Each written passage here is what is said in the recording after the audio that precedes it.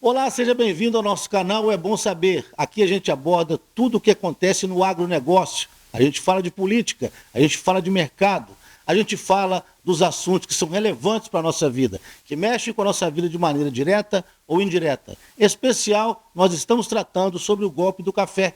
É o maior golpe já dado até hoje na história do café em todo o Brasil. O café, assim como o país, quando o Brasil foi descoberto pela coroa portuguesa, se descobriu o sabor pelo chá da folha. Depois achou que poderia ser uma planta de ornamentação, até se chegar ao final de que o fruto seco, moído, torrado, é o nosso sabor, o sabor da nossa terra.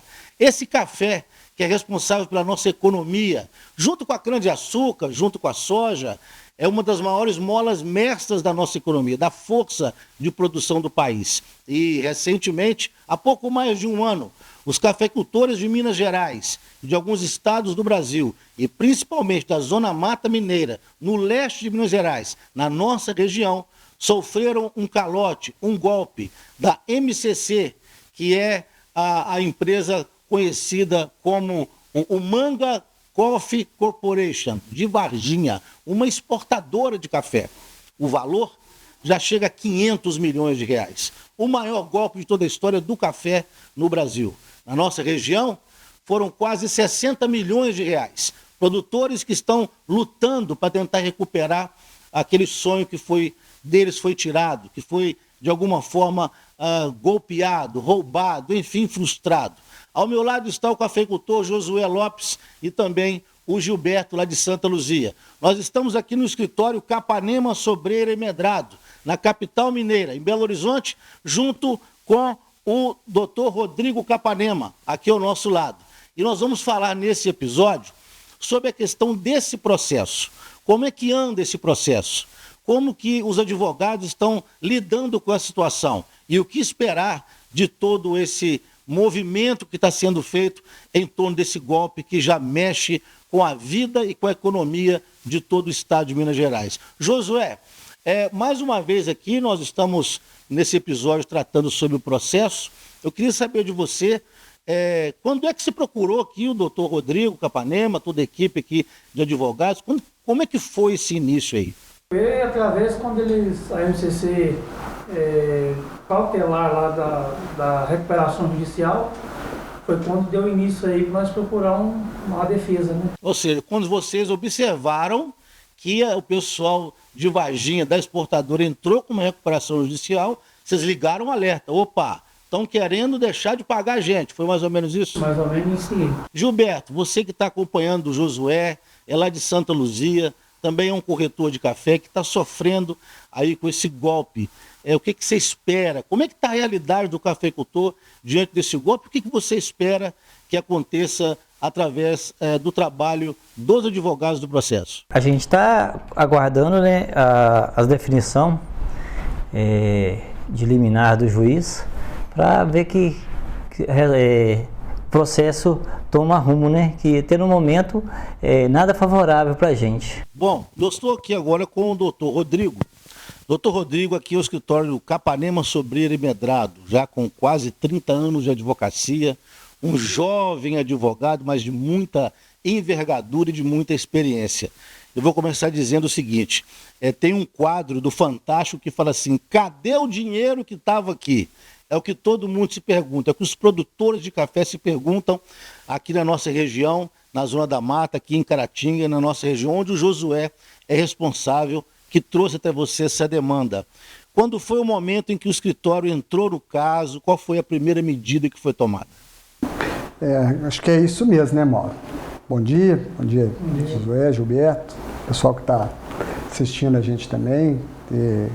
É a pergunta que esse processo tem que responder. Esse é o grande ponto dessa recuperação judicial. Nosso escritório foi procurado no final do ano passado pelos produtores da região de Caratinga, que trouxeram essa aflição, não vou nem chamar de demanda, trouxeram essa aflição de que haviam comercializado o café, vendido o café para a MCC, a Manga Coffee Corporation, como você disse, e estavam já mais de 6 meses sem receber e assustados com uma proposta de um plano de recuperação judicial. E quando que eles iriam receber, como que eles iriam receber, que é a finalidade de um plano de recuperação judicial.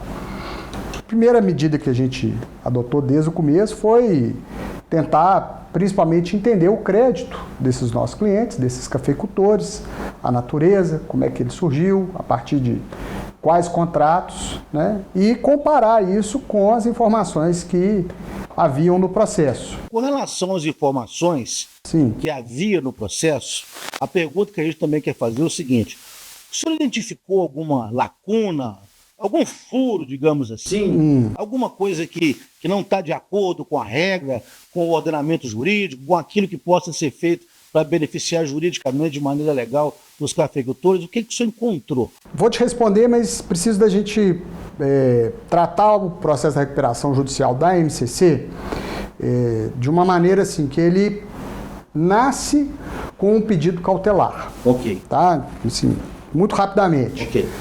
Antes do ajuizamento da ação, quando existe uma situação de emergência, né, o ordenamento jurídico permite que você faça um pedido de natureza ou antecipada ou cautelar, visando resguardar determinada situação jurídica. A MCC se apresentou à Justiça alegando que estava passando por um problema financeiro muito grave, que ela não tinha como suportar os pagamentos e pediu essa antecipação, um provimento cautelar, para que paralisasse as suas cobranças, as execuções de suas dívidas, até que ela deduzisse, formalizasse, consolidasse o seu quadro de credores, né? Enumerasse os seus credores, suas dívidas e apresentasse para a Justiça uma forma de pagar esses débitos. Quando se faz isso, você tem que levar ao juiz da causa os elementos que te dão essa possibilidade de comprovar essa necessidade, essa urgência. A MCC fez isso, o juiz entendeu que havia ali uma situação emergencial com base na documentação que foi apresentada e concedeu essa cautelar. Nosso escritório passou a atuar após essa fase, né? A gente, quando o Josué nos procurou, já havia inclusive deduzido o pedido de recuperação judicial. O pedido de recuperação judicial, ele pressupõe que você cumpra requisitos legais. Dentre eles, abrir toda a documentação contábil e fiscal da empresa. Nós entendemos que alguns meses isso não apareceu na recuperação judicial. E são os meses críticos, no nosso modo de ver. Por que os meses críticos, Mauro? O pedido de recuperação judicial, na verdade, a cautelar, esse pedido de provimento cautelar, ele é deduzido em outubro de 2023. As documentações contábeis, os balancetes contábeis de setembro, agosto e julho, que são os 3 meses que precedem esse ingresso em juízo, até hoje nós não tivemos como analisá-los. Esse seria o tempo que eles já estavam sofrendo a consequência de um possível calote? É bem possível. Ok. Não posso dizer porque eu não consegui analisar. Okay. Nós, quando eu digo nós, eu, nosso escritório e toda a turma da assessoria contábil e fiscal que está conosco nesse processo. Então, esse é um ponto crítico que a gente entende que é preciso identificar, seja pelas documentações contábeis e fiscais, com base, inclusive, também em comparativos com conciliação bancária, porque a partir dali a gente vai ter a exata percepção do que entrou e o que saiu, o que pagou fez ou não fez, né? Para entender como que, de fato, houve o problema. Essa é a principal lacuna que o senhor já encontrou de cara, né? Essa é uma. Esse é um problema que eu entendo bem crítico, bem pontual do processo, né? A gente está levando isso à justiça para ser deliberado, né? E outro que eu vejo também como muito impactante, que é o grupo da MCC, além das duas empresas que pediram a recuperação judicial, havia uma outra empresa que compunha esse grupo e que ela foi retirada do grupo econômico, né? Meses antes, a empresa foi transferida. Então, nós entendemos que essa transferência, né, pode ter correlação com a recuperação judicial. Como uma forma de estratégia, né? Talvez? Pode, e aí por isso, uma estratégia processual que nós adotamos foi tirar essa demanda, essa questão da recuperação judicial, dos autos da recuperação judicial e levar isso para uma, que se chama uma via ordinária, uma via de conhecimento de um determinado fato em paralelo, né? E apurado esse fato, se constatada essa situação, isso certamente repercutirá na recuperação judicial. Pode dizer que é uma ação paralela. É uma ação paralela. Ela é apensa, mas ela é autônoma, ela está sendo conduzida em separado da recuperação judicial. Bom, uma outra pergunta que a gente quer fazer. O que o senhor pode falar para nós sobre esse plano, essa votação desse plano que foi realizado? Tá. Há alguns meses a gente teve a segunda assembleia de votação do plano. A primeira, por falta de quórum, não se realizou. Mas essa assembleia é realizada onde? Essa assembleia, ela em tese, ela é realizada normalmente na sede das empresas. Hoje, com a funcionalidade dos meios de comunicação, das ferramentas tecnológicas, ela se realizou de modo virtual. Okay. Não vejo nenhum problema quanto a isso, muito pelo contrário, né? Usarmos hoje a tecnologia a nosso favor. Então, como a recuperação judicial envolve produtores do estado inteiro, vários puderam participar de suas localidades, de suas fazendas, de suas casas. Então, eu vejo isso como um ponto até muito importante, muito salutar da Assembleia. A Assembleia foi realizada nesses moldes, há alguns meses, e houve, então, a votação. A votação do plano, ela se dá da seguinte maneira. O devedor apresenta as suas dívidas e como que ele pretende pagar essas dívidas. Escalona as dívidas, existem as naturezas dos créditos. Crédito quem tem garantia real, quem não tem garantia real, dívida de natureza trabalhista. Em tese, estou tratando aqui dos 3 grupos maiores, tá, Mauro? E a votação é feita tanto por número do crédito, valor do crédito, quanto por número de credores, né? É a chamada votação por cabeça. A lei enumera as formas como essa votação é feita, né? No nosso modo de ver, a votação não alcançou o quórum permitido para que o plano fosse aprovado. Esse plano, se aprovado, beneficiaria quem? Primeiro é o seguinte, o plano foi aprovado numa primeira decisão. Certo. Então isso é importante a gente dizer. Nós temos um entendimento, os devedores têm outro, o juiz deu o seu entendimento de que havia cumprido o requisito da lei e o juiz homologou o plano. Perfeito? Essa decisão ainda não é definitiva, dela cabe recurso, vários credores já questionaram essa homologação do plano de recuperação judicial. Exatamente isso. E isso vai ainda ser definido agora em grau de revisão pelo Tribunal de Justiça. É aí que está a dúvida de muita gente, né? Muita gente pensa, estava até então pensando, que com essa possível aprovação através dessa Assembleia, todos os produtores estariam já condenados porque a MCC seria mais beneficiada com a recuperação judicial. Assim, hoje não tem uma decisão anulando a homologação do plano. Então, hoje, o plano está aprovado. Isso é bom dizer. A aprovação desse plano coloca os cafeicultores, os credores que não quiseram aderir ao plano numa situação bastante delicada. Porque o desconto e a forma de pagamento, eu entendo que é bem prejudicial. É aquela conta, doutor, do 80% de deságio 5 anos. Com 5 anos de pagamento. Isso num podcast anterior, nós usamos a expressão, é o mesmo que dar uma facada no peito do produtor, do cafeicultor, o mesmo que pegar o cafeicultor e soterrar ele em dívida dele não conseguir respirar. Foi muito bem explicado. Pense você Se você tem um crédito e vai receber ele daqui 5 anos, E com 80% a menos, e inclusive desatrelado à inflação. Eu ainda disse no podcast passado o seguinte: ô Manga, ô Leonardo, né?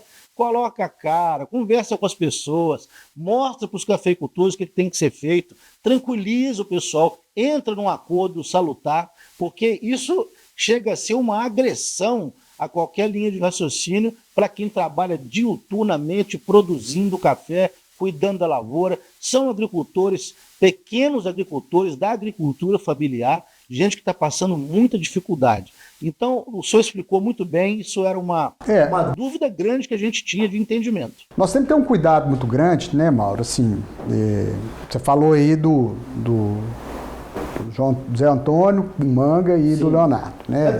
É da gente não personalizar isso demais. Estão desaparecidos, né? Não desaparecem, não. Não, até que, do meu modo de ver, como o advogado dentro do processo, eles nem têm que no processo aparecer. Né? Eles contrataram, têm as suas representações, que eu até entendo estão sendo muito bem feitas pelo escritório contratado para conduzir a recuperação judicial dentro do papel da defesa do cliente dele. Isso é muito importante Quando dizer. eu coloco isso aqui, vou deixar claro o seguinte: quando eu coloco essa forma de falar mostra a cara ou apareçam, é porque a ansiedade que está na áurea, digamos assim, dos cafeicultores. Pô, esse cara não aparece. Porque o negócio em Minas é muito feito na mão a mão, no bigode. Os caras sumiram, os caras não aparecem. Eu entendo isso. E a gente sabe que juridicamente eles não precisam aparecer, eles já têm a representação jurídica que fala exatamente por eles, isso, né? Quando se vende um café, né? Como se vendia o café há muito tempo, não só o café, como tudo outro, toca aqui, tá fechado o negócio e tudo mais. Então eu entendo a ansiedade dos cafeicultores de falar assim: ô Manga, Leonardo, vem cá, vamos conversar. Mas também é preciso entender que existe um processo judicial. Se existe um processo judicial que está levado à justiça, a justiça tem que dar a resposta. Eu fico pensando aqui comigo, agora opinião pessoal, pelo que eu vejo dos cafeicultores. Eles ficam assim o tempo todo: poxa, por que deixou chegar nisso? Estava uma relação tão... Estava comercializando tão bem, os pagamentos estavam acontecendo tudo como programado. É um sentimento de Esses 3 meses que eu listei, eu acho que eles são cruciais para se entender essa situação. Sim. Né? Porque quando você pega o balanço da empresa e vem e analisa, a movimentação dela é condizente com o que ela comprava, com o que ela vendia, em termos de faturamento e etc. Ocorre que há um período ali, que a gente chama, né, se fosse o caso de uma falência, seria o período pré-falimentar, que é onde tem a ladeira abaixo, a derrocada da empresa. A gente poderia pensar que seria esse período, mas é preciso analisar isso para confirmar essa situação, né? Para entender o que aconteceu mesmo nesse período. A exportadora recebeu o café, ela vendeu o café e ela não pagou os seus cafeicultores, né? Os seus clientes, os seus vendedores. Pagou alguns, não pagou outros. Por que foi feito dessa maneira? Isso é importante a gente analisar. Se a recuperação judicial não conseguir tratar sobre isso, eu acredito que a ação paralela vai esclarecer pelo menos parte disso. Gente, nós estamos falando aqui com o Dr. Rodrigo Capanema. Estamos em Belo Horizonte.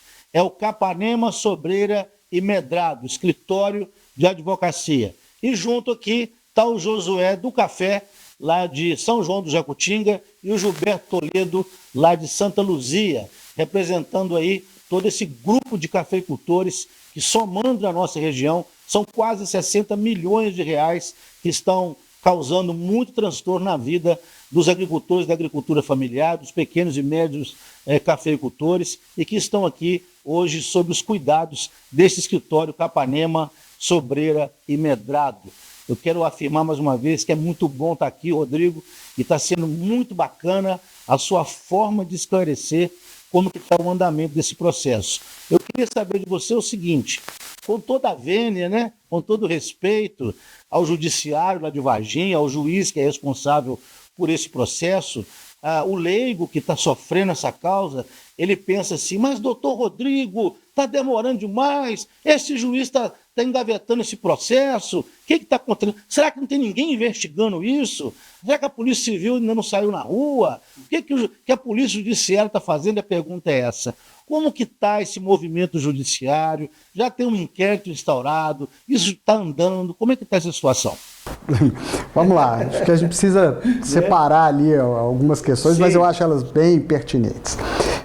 Primeiro, no meu modo de ver, eu entendo até que o judiciário, né, o juízo de Varginha, tem dado resposta a todas as questões que são colocadas ao juiz, né? Um ponto muito sensível e importante desse processo é que, como há uma pulverização de credores, há um número enorme de cafeicultores envolvidos, e cada um com seu advogado, todos eles colocam questões ao juiz. E o juiz é obrigado, por lei, a responder cada questionamento que é feito por cada uma das partes. Então, esse para mim é um ponto inicial. Por que o processo, embora eu ache até que em um ano ele andou bastante, ele teve um transcurso bastante. Nós já tivemos Assembleia de Credores. Certo ou não, justa ou não, correta ou não, a Assembleia se realizou. O juiz levou o processo para frente, né? É questionável algumas posições, algumas situações do plano, vamos dizer assim. Isso é uma coisa, é um mérito da questão, mas o andamento processual ele tem ocorrido. E o juiz tem procurado limpar o processo. Isso é importante, né? A nossa questão, a nossa estratégia de tirar aquela situação que pode repercutir na recuperação judicial para uma via paralela, foi no intuito, inclusive, de não tumultuar a recuperação judicial, de deixar a recuperação judicial seguir o seu trâmite, seguir o seu fluxo, e na ação paralela se discutir, apurar, investigar e tudo mais, e aí com uma sentença e ela ser levada de volta à recuperação judicial ou não. Você tocou num ponto sobre investigações, né? Nosso escritório atua eminentemente com direito empresarial, né? A nossa contratação ela é pontual, específica para a recuperação judicial, mas eu tenho conhecimento de que essa situação foi levada à investigação policial. Já tem um inquérito, então? Há um inquérito, não sou advogado, não conduzo essa investigação, mas sei que, e dentro do que eu sei, é que há uma linha investigativa, há uma apuração sendo feita pela Polícia Civil do Estado de Minas Gerais, né? Isso vai ser depois levado ao Ministério Público, né? O delegado responsável, concluindo que há algum delito ou não, apresenta essa conclusão ao Ministério Público, o Ministério Público vai, então, adotar as medidas que ele entender cabíveis, se há a realização, a percepção de algum delito, alguma natureza de ordem criminal, abrir um processo de ordem criminal.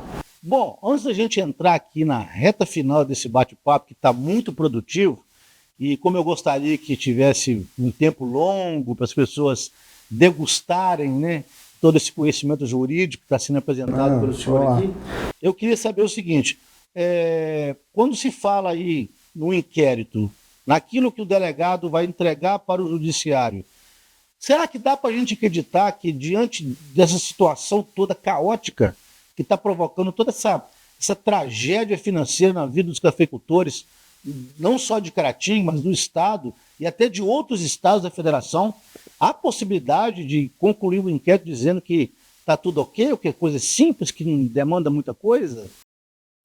É uma pergunta que eu não sei te responder, Mauro. Estou te apertando demais, né? Não faz parte. É porque a conclusão de um inquérito, né, o que se vai conseguir apurar e investigar, a própria Polícia Civil trata isso com certa reserva. Sim. Primeiro, para preservar a investigação. Sim. E segundo, para preservar os envolvidos. Sim. Né? Não se pode hoje sair fazendo acusações sem provas. Certeza. Então, se vai chegar à conclusão de que houve algum desvio ou não, eu acho que dentro do universo da investigação policial é possível que se apure que tenha existido, né? Mas aí dizer que houve ou não, só dentro do próprio inquérito. No âmbito civil, no âmbito das práticas ali societárias, comerciais, que foram feitas e que nós resolvemos, então, abrir esse paralelo, né? Nós identificamos que essa empresa, uma empresa, saiu do grupo Manga, vamos chamar assim, né? Do grupo MCC, carregando alguns ativos, ok? E aí, por uma presunção legal, e aí não é preciso nem falar houve ou não houve esse desvio, há uma presunção legal de uma sucessão empresarial. A lei trata que aquele que assume uma unidade produtiva, ele sucede o produtor anterior, né, o comerciante anterior que estava naquele local ali em obrigações, principalmente fiscais e trabalhistas. É uma maneira solidária, né? É a sucessão empresarial. Então isso, invariavelmente, essa empresa retirada do grupo, nas vésperas da recuperação judicial, ela carrega essa sucessão, perfeito? Então, acho que isso é um ponto muito importante dentro do universo total da recuperação judicial da MCC. Antes da gente ir para a última pergunta, eu quero me dirigir aqui ao Josué e ao Gilberto Toledo. Diante do que vocês estão observando, sentindo, né? E diante aqui do que o doutor realmente está deixando bem claro, bem mastigado, para a gente saber como é que está o andamento. O que é que você, Gilberto, vou começar com você primeiro, diria para todos os seus amigos, as famílias que estão nessa expectativa de resolver esse problema? O que você diria para elas diante de tudo isso que você acabou de ouvir? Que haja justiça, né? A gente quer justiça, que aconteça, e eu acredito que a lei, ela pode demorar um tempo, né? Mas eu acredito na justiça. Eu acredito que, no final, a gente vai conseguir recuperar ainda. Eu tenho esperança. Josué, o que você diria para os seus credores, as pessoas que confiaram em você, as famílias que estão, muitas até desiludidas, achando que não vai dar em nada, né? O que você diria para eles agora? Agradecer pela paciência que teve até agora, né? E estão sendo assim, bem representados aqui pelo Dr. Rodrigo, pelo escritório dele aqui. E eu acredito na justiça. Ela demora, mas não tarda, né? Bom, já diria um grande ditado popular, que a justiça ela só dorme para quem é preguiçoso, né? Tem que ser provocado, é o que está acontecendo. Doutor, o que se pode esperar? Existe esperança para esses produtores? O que o senhor pode dizer? Vendo a fala do Gilberto e do Josué, né? E acho que eles, como todos os outros cafeicultores, sofrem na pele essa angústia da solução do problema pelo Poder Judiciário, porque o tempo não para, né? Nós já estamos aí com 1 ano de processo, eles estão há 1 ano e meio sem receber, porque a entrega desse café já fez aniversário aí de 3 semestres, né? E isso, de fato, é preocupante. O produtor não tem caixa para suportar esse período tão longo, né? Isso é típico da agricultura brasileira, né? A safra que sai, vem a safra nova que é vendida e ali não pode parar. Então, isso é relevante, é preocupante, e toda a angústia deles, né? Noite sem dormir, a gente compreende e tenta dar, né, como representante deles, um impulsionamento maior que é possível, né? Mas o processo, como eu disse, tem o seu trâmite, né? E o juiz vai atendendo na medida do possível. Se o plano vai ser... Vamos pensar que se o plano, né, hoje mantém-se a decisão de aprovação do plano, se esse plano para de pé e consegue, então, se reestabelecer e pagar os produtores. Eu me pergunto isso muito, sabe, Mauro? Se o plano é viável. né? Porque quando um devedor apresenta esse pedido à justiça, quando ele faz ali, vem e fala, olha, eu tenho isso aqui de ativo, isso aqui são meus bens, aqui está composto todos os meus ativos, crédito a receber, meu estoque, meu maquinário, meus bens imobilizados, né? Relaciona os meus ativos. E vira e fala também, mas eu devo isso aqui é meu passivo. Meu passivo de curto prazo, meu passivo de longo prazo, né? Meus financiamentos, tudo que eu devo, meus contratos a vencer. Mas há um descasamento do que eu devo com o que eu tenho e hoje o que eu devo não vou conseguir pagar. Então eu vou lá e falo, eu quero reestruturar minhas dívidas, eu quero pagar. Para eu pagar, como é que eu vou pagar? Eu vou pagar com o que eu tenho, que são os meus ativos. E a MCC não tem ativo. O que ela tem de ativo? Contratos a fazer? Novos negócios? Ela nem produz café, né? Ela não produz, ela não tem maquinário, ela não tem capital, ela não tem imobilizado. Né? O plano é feito da seguinte maneira: voltem a fornecer café, que eu vou voltar a vender o café e aí eu vou voltar a te pagar. É muito difícil você pedir um produtor hoje para botar café na mão do Manga de novo. Depois do alinhado dessa é difícil. Aí não há nenhuma improbidade, nenhum absurdo do que eu vou falar. Sim. Né? Você já fez negócio com a pessoa que não deu certo, você vai vender para ela de novo? É muito difícil. Então, eu particularmente não vejo como o plano se sustentar, mesmo que aprovado. Né? Mesmo a gente considerando lá que o requisito legal foi preenchido, né? Que eu particularmente discordo, mas se entender, a justiça bateu o martelo que o plano então está aprovado, o plano por si só, não vejo ele com fundamento para se sustentar, sabe?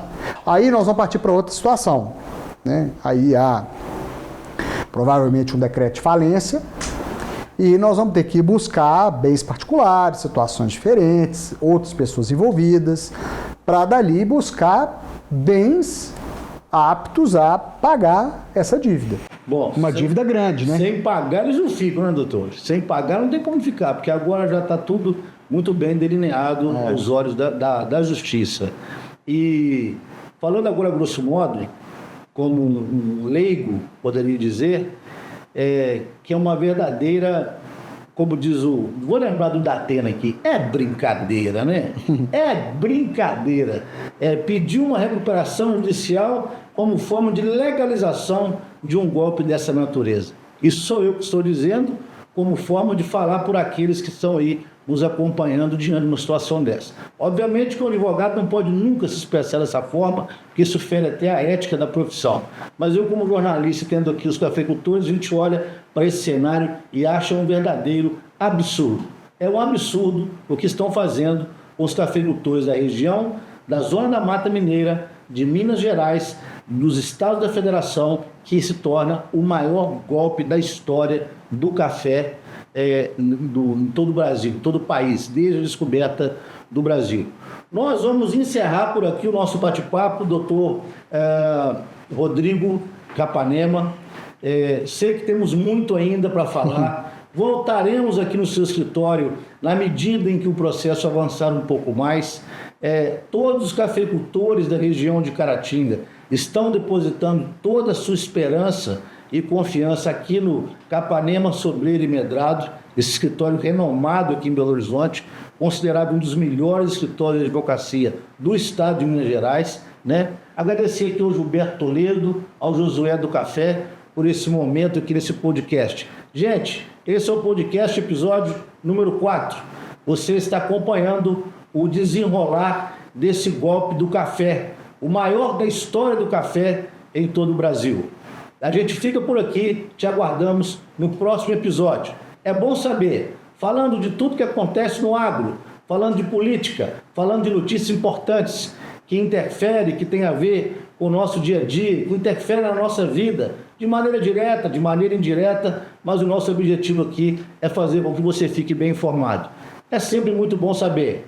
toque aí no sininho, faça sua inscrição no nosso canal e vamos fazer com que o YouTube possa levar essa mensagem aos 4 cantos do Brasil, até que as autoridades possam se sensibilizar e colocar esse processo para andar de maneira mais célere ou de maneira mais rápida para a coisa acontecer. Até o próximo.